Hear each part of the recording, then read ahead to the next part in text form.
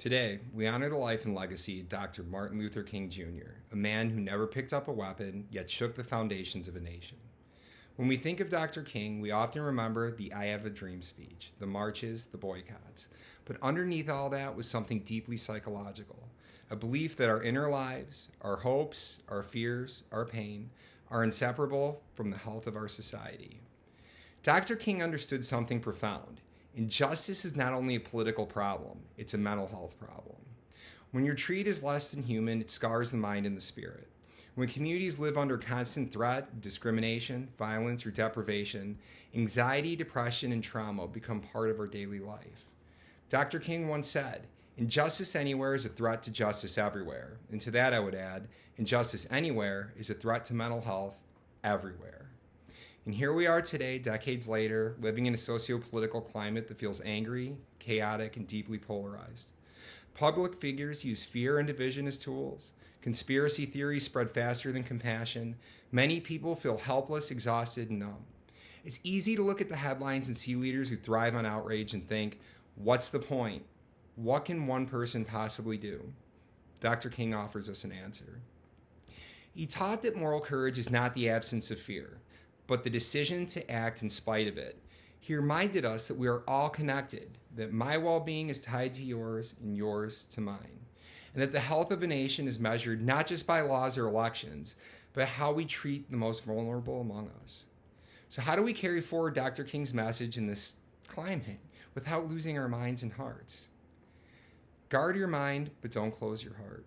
It's okay to limit the news, log off social media, and create boundaries with toxic conversations. That's not denial. That's self-care. At the same time, don't let cynicism harden you. Dr. King did his work with a broken heart, but not a closed one. Practice what Dr. King called creative maladjustment. He said there are some things that we should never adjust to: racism, hatred, violence, poverty. From a mental health perspective, that means if injustice makes you uncomfortable, anxious, or angry, that's not a sign something's wrong with you. It's a sign something's wrong with the system.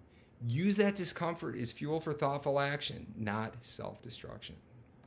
Choose nonviolence, not only in the streets, but in your speech. Dr. King modeled nonviolence in protest, but we can practice nonviolence in our daily communication. That doesn't mean silence in the face of harm. It means speaking truth without dehumanizing. When we label entire groups, we join the very pattern that's making all of us sick. You can fiercely oppose harmful ideas while still recognizing the humanity and often the pain behind them. Build small communities of hope. Social change doesn't live only in Washington, D.C. or your state capital. It lives at your dinner table, in your group chats, your classroom, your workplace, and otherwise.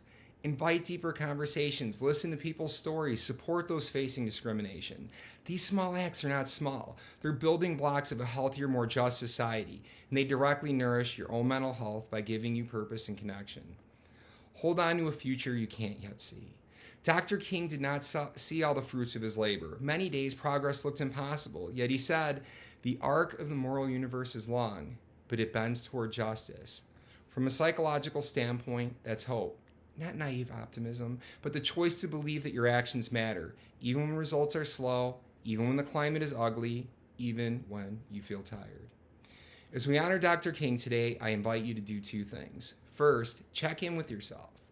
How's your spirit? What feelings come up when you think about our world right now? Anger, grief, fatigue, fear? Whatever it is, let it be there. Your emotions are valid. Second, ask, what is one small concrete act of justice, kindness, or compassion I can commit to this week? Not tomorrow or in some distant future, this week. Maybe it's checking in on somebody who's struggling. Maybe it's challenging a racist joke. Maybe it's volunteering, donating, or simply learning more. Dr. King's dream was never meant to be a once-a-year quote. It was meant to be a daily practice. And in practicing it, we don't just honor his legacy, we heal ourselves, we heal each other, and we take one more step toward a society where mental health and justice are not luxuries, but expectations. Thank you for taking this moment with me. Take care of your mind, take care of each other, and keep bending that arc one choice at a time.